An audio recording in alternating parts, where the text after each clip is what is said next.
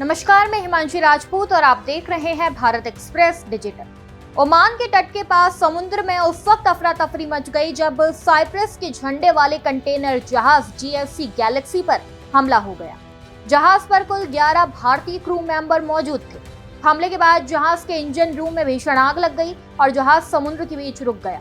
इसके बाद तुरंत रेस्क्यू ऑपरेशन शुरू किया गया, जिसमें 10 भारतीयों को सुरक्षित बाहर निकाल लिया गया। हालांकि एक भारतीय नाविक अभी भी लापता है, जिसकी तलाश जारी है।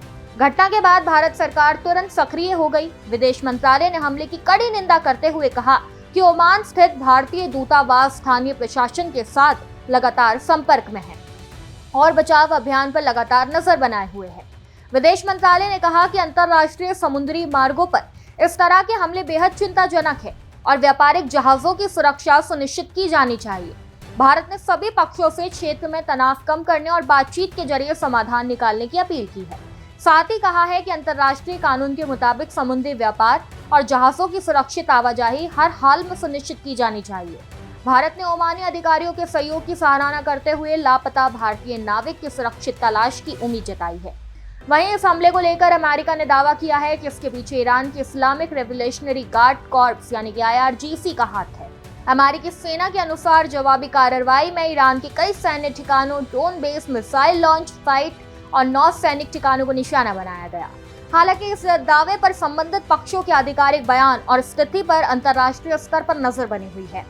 स्ट्रेट ऑफ होर्मुज़ दुनिया के सबसे महत्वपूर्ण समुद्री व्यापारिक मार्गों में से एक है।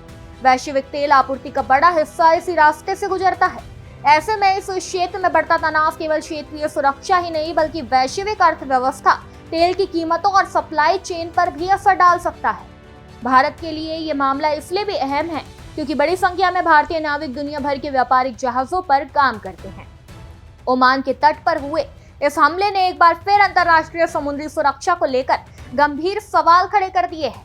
भारत सरकार लापता भारतीय नाविक की तलाश के लिए ओमानी अधिकारियों के साथ लगातार समन्वय बनाए हुए हैं। अब सबकी नजर रेस्क्यू ऑपरेशन और इस पूरे घटनाक्रम पर आने वाले अगले अपडेट पर टिकी है। इस खबर में बस इतना ही। ऐसी ही तमाम खबरों को जानने के लिए देखते रहिए भारत एक्सप्रेस डिजिटल।